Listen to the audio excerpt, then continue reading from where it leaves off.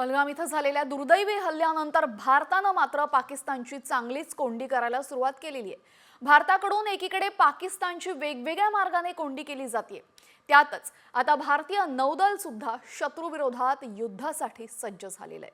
भारतीय नौदल कशा प्रकारे युद्धाची तयारी करत आहे पाहूयात या स्पेशल रिपोर्टमध्ये।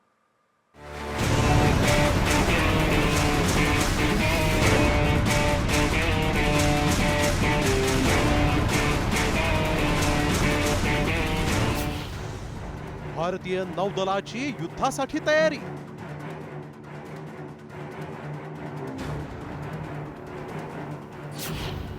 क्षेपणास्त्राच्या चाचणीनं पाक घाबरला।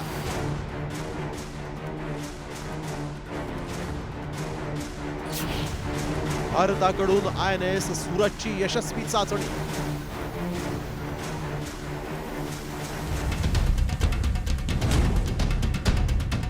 पहलगाम हल्ल्यानंतर भारत पाकिस्तान तणाव वाढल्यानं भारतानं युद्ध चाचणी सुरू केली आहे। भारतीय नौदलाची जहाजं लांब पल्ल्याची क्षेपणास्त्रांची चाचणी करतायत। भारतानं INS सूरजची यशस्वी चाचणी केली आणि त्यामुळे घाबरलेल्या पाकिस्ताननं अरबी समुद्रातील नौदलाला अलर्ट जारी केला आहे।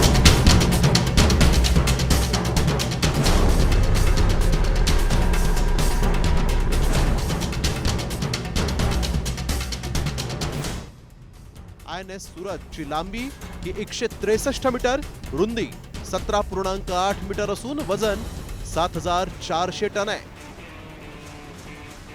वेग 30 नॉट्स 56 किलोमीटर प्रति तास। INS सूरज हे ब्रह्मोस क्रूज मिसाईल वाहून नेऊ शकतं। समुद्र आणि जमिनीवर हल्ला करण्यास सक्षम। त्यावर अत्याधुनिक रडार सिस्टीम।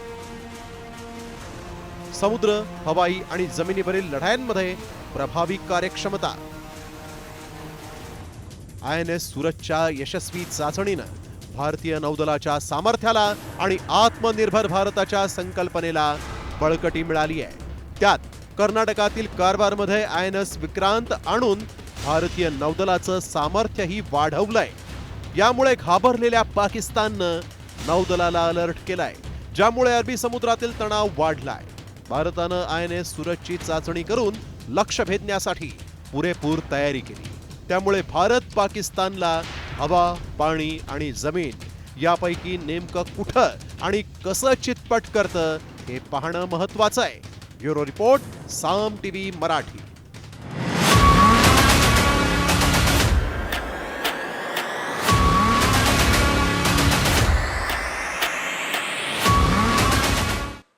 तर भारताचे तिन्ही सैन्य दल आता तयारी सुरू केलेली आहे त्यांनी आणि त्यामुळे पाकिस्तानला चांगलीच धडकी भरलेली आहे। तर पहलगाम दहशतवादी हल्ल्यानंतर भारत पाकिस्तान सीमेवर तणावाची परिस्थिती कायम आहे। या पार्श्वभूमीवर नियंत्रण रेषेवर BSF हाय अलर्टवर आहे। दरम्यान कोणताही हल्ला रोखण्यास आता BSF सज्ज असल्याचं BSFचे DIG योगेंद्र सिंह राठोड यांनी सांगितलंय।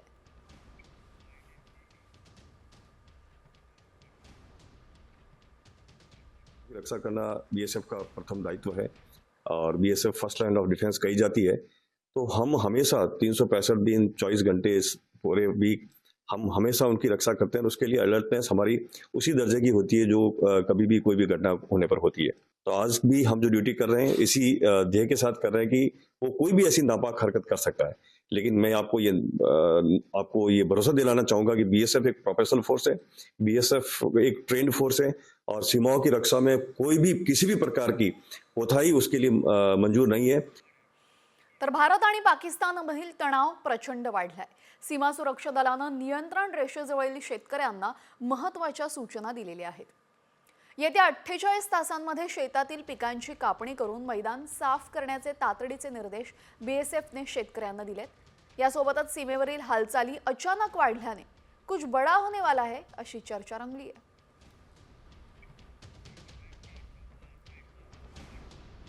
तर एकूणच आता भारतानं मिशन बदला सुरू केलेलं आहे। त्यातच पाकड्यांना धुळीस मिळवण्याचा फुलप्रूफ प्लॅन भारताकडे तयार आहे। काय आहे हा प्लॅन पाहूयात या स्पेशल रिपोर्टमध्ये। POKला बनवलं दहशतवादी अड्डा। भारताचं ऑपरेशन POK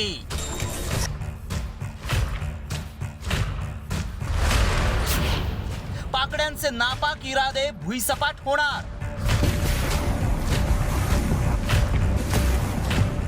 पहलगाम दहशतवादी हल्ल्यानंतर पाकड्यांच्या नापाक कारनाम्याचा भांडाफोड झालाय. पाकड्यांनी पाकव्याप्त काश्मीरला दहशतवाद्यांचा अड्डा बनवल्याचं समोर आलंय. मात्र याच दहशतवाद्यांच्या नांग्या ठेचण्यासाठी भारतानं फुलप्रूफ प्लॅन बनवलाय. LOCच्या पहिल्या टप्प्यात हेवी आर्टिलरी सर्व्हिलन्स आणि रडार सिस्टम तैनात करण्यात आली आहे. तर दहशतवाद्यांची मुळं उखडून टाकण्यासाठी आणि क्रॉस बॉर्डर स्ट्राईकसाठी भारतानं स्पेशल टीम तयार केली आहे. मात्र दहशतवाद्यांचे गड नेमके कुठे आहेत ते देखील पाहूया. रावलकोटमध्ये लष्कर-ए-तैयबा, जैश आणि हिजबुलचे दहशतवादी कॅम्प आहेत.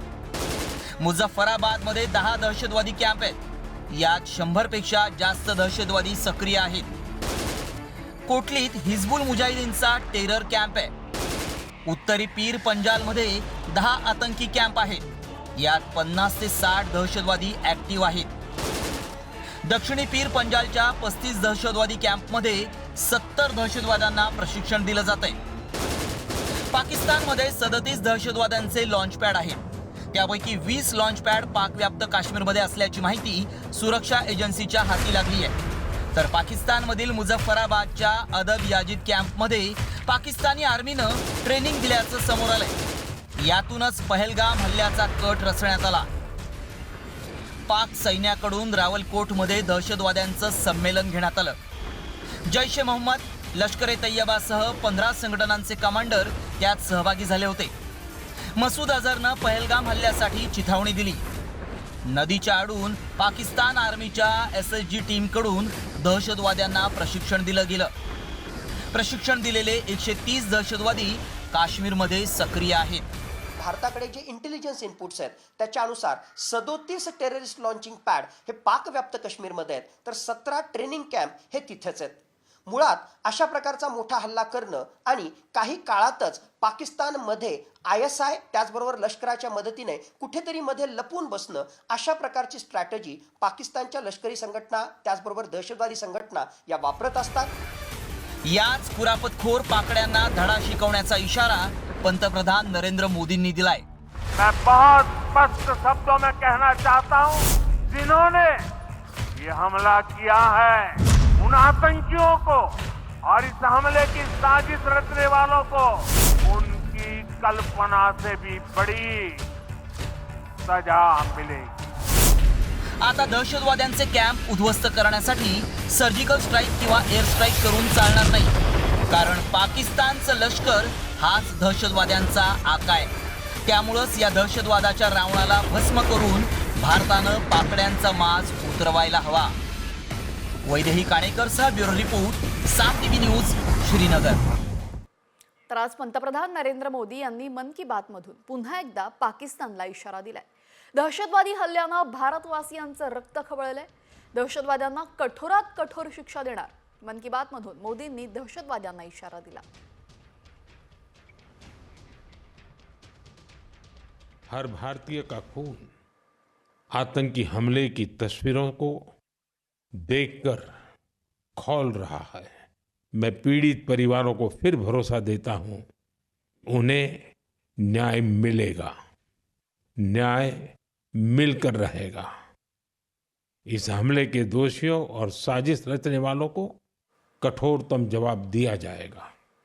तर पहलगाम हल्ल्यानंतर सुरक्षा दलाने आणखीन 4 दहशतवाद्यांची घरं उद्ध्वस्त केलेली आहेत आणि आतापर्यंत एकूण 9 दहशतवाद्यांची घरं जमीनदोस्त करण्यात आली. सुरक्षा दलांनी काल रात्री उशिरापर्यंत बांदीपोरा जिल्ह्यातील नाच कॉलनी भागामध्ये लष्कर-ए-तोयबाचा सक्रिय दहशतवादी जमील अहमद याचं घर उडवून दिलं.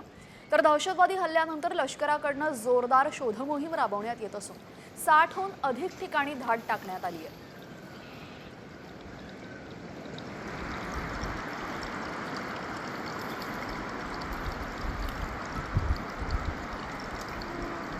तर दहशतवाद्यांची घरं नेस्तनाबूत करण्याचं काम एका बाजूला सुरू असताना दुसऱ्या बाजूला पहलगाम हल्ल्यानंतर भारत-पाकिस्तान तणाव आणखीन वाढतोय. पाकिस्तानकडनं अर्थातच भारतविरोधी रोज रोज नवीन विधानं केली जात आहेत आणि त्यातच आता पाकिस्तानच्या रेल्वे मंत्र्यांनी भारताला थेट धमकी दिली. काय आहे ही धमकी पाहूयात या स्पेशल रिपोर्टमधनं. पाकिस्तानची पुन्हा पोकळ धमकी.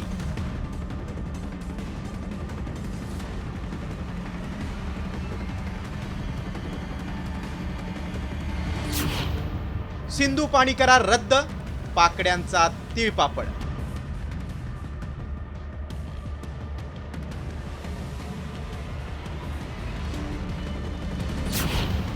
अणुबॉम्ब वापरण्याची दरपोक्ती.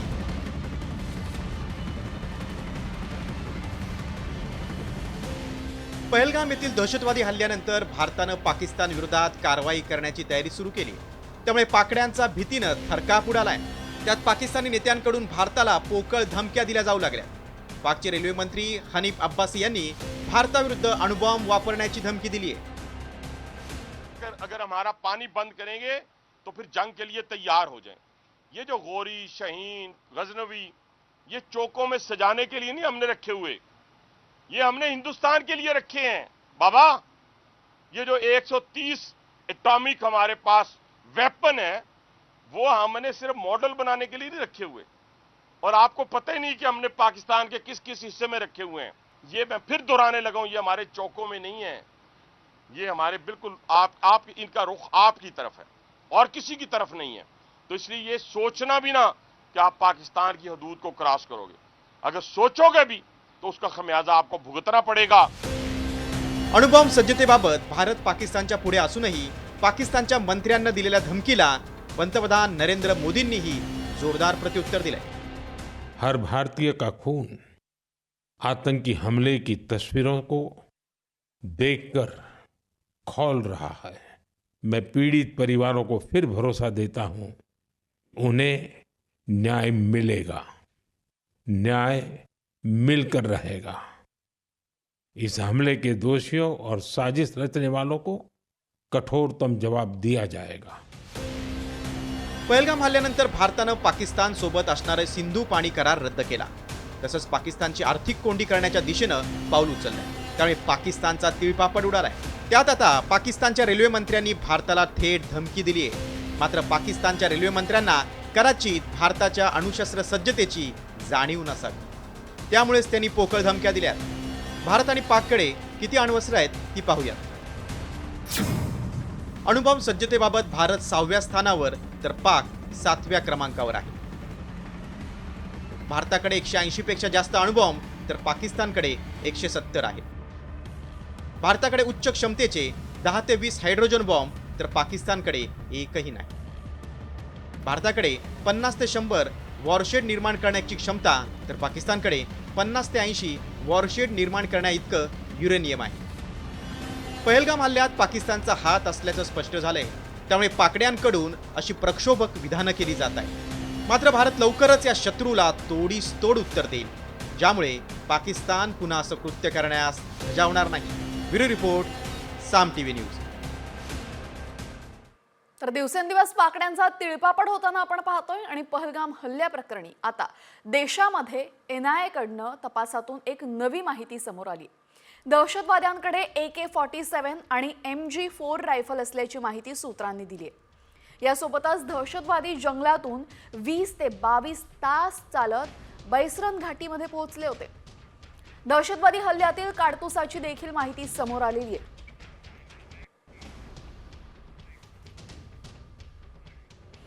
तर पहलगाम हल्ल्यानंतर पाकड्यांनी युद्धाच्या वल्गना करण्यास सुरुवात केली.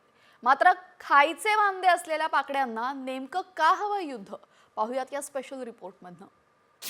पाकड्यांना युद्धाची खुमखुमी.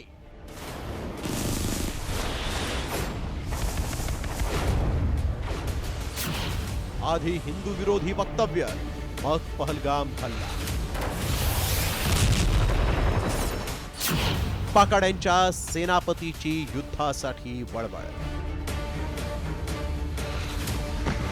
1948, 1965, 1971 आणि 1999 या 4 युद्धात सपाटून मार खाल्ल्यानंतरही पाकड्यांची युद्धाची खुमखुमी गेलेली नाही.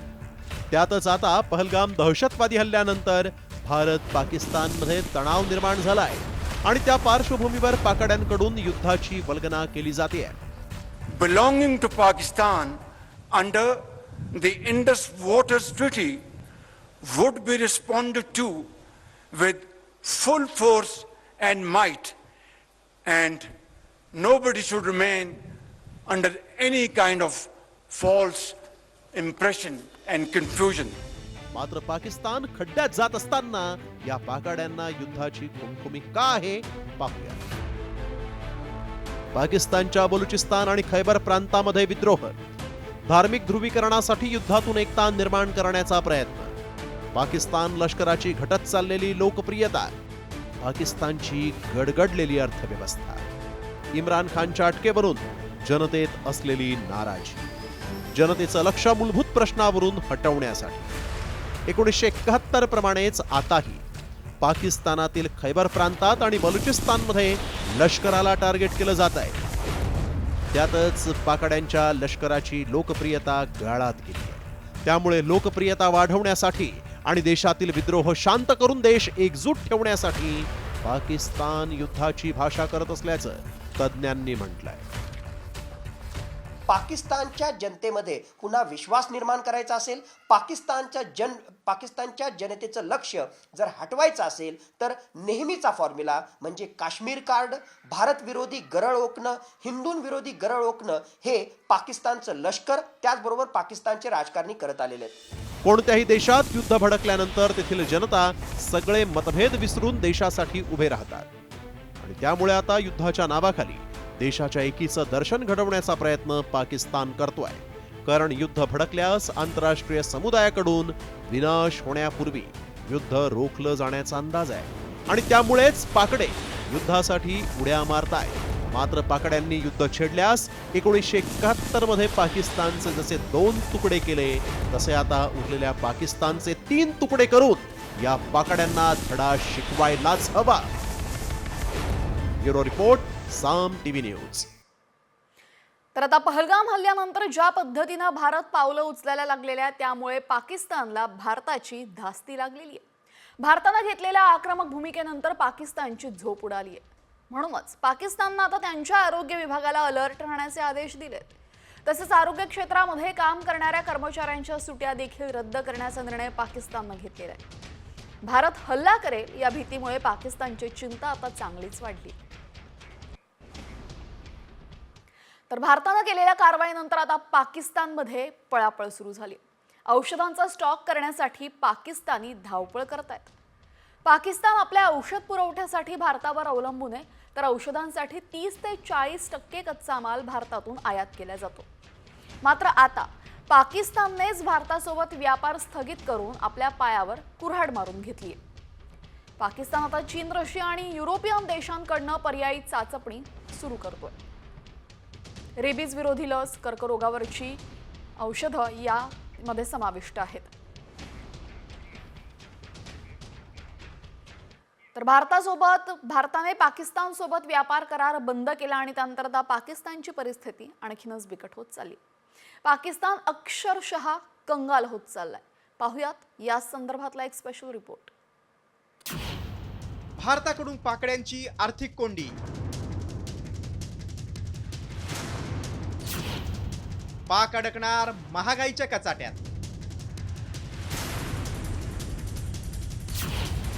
भारताचा पाकिस्तानच्या मुळावर घाव, 800 रुपये किलो चिकन आणि 340 रुपये किलो तांदूळ. महागाईचा उच्चांक लवकरच पाकिस्तानात पाहायला मिळणार आहे. पहलगाम हल्ल्यानंतर भारतानं पाकिस्तानच्या आर्थिक नाड्या आवळायला सुरुवात केली. आता महागाईच्या पायदळी तिथली जनता तुडवली जाते. त्यामुळे पाकिस्तान भिकेला लागलंय, कंगाल झालंय. भारतासोबत पाकिस्तानचा व्यापार थांबल्यानं सुमारे 3800 कोटींचा द्विपक्षीय व्यापार ठप्प होणार आहे. गेल्या वर्षी अटारी वाघा सीमेवरून भारत आणि पाकिस्तानमध्ये 3838 कोटींचा द्विपक्षीय व्यापार झाला होता. मात्र व्यापार बंदीमुळे पाकिस्तानच्या निर्यात आणि आयात व्यापारावर देखील नकारात्मक परिणाम होणार आहे. पाकिस्तान दहशतवादाला समर्थन देणारा देश असल्यामुळे पाकिस्तानची जी अंतर्गत अस्थिरता आहे, तिथल्या दहशतवादी संघटनांचं प्राबल्य आहे, यामुळे तिथं गुंतवणूक करायला कोणी तयार नाही. पाकिस्तान हा पूर्णपणे IMF आणि वर्ल्ड बँक यांच्या बेलआउट पॅकेजेसवरती सर्व्हाइव्ह करतो. आणि आता भारत आणि पाकिस्तानमधल्या या संघर्षमय परिस्थितीमध्ये जो व्यापार थांबलेला आहे, त्यामुळे पाकिस्तानची अवस्था अतिशय अवघडल्यासारखी झालेली आहे. व्यापार बंदीमुळे निर्यात आणि आयात ठप्प होणार आहे. खतं, बियाणं, औषधं यांची कमतरता भासणार आहे. आयात थांबल्यानं स्थानिक बाजारात वस्तूंच्या किमती वाढणार आहे. कापड, औषधं, शेतमाल प्रक्रिया उद्योग अडचणीत येणार आहे. देशांतर्गत असंतोष वाढणार आहे. शांतता भंग केल्याचा आंतरराष्ट्रीय स्तरावर नकारात्मक परिणाम होणार आहे. पहलगाम हल्ल्याला प्रत्युत्तर म्हणून पाकिस्तानची आर्थिक कोंडी करून त्यांना अद्दल घडवण्याचा प्रयत्न भारतानं केलाय. पाकिस्ताननं यातून धडा घ्यायला हवा, नाहीतर त्यांचा विनाश अटळ आहे.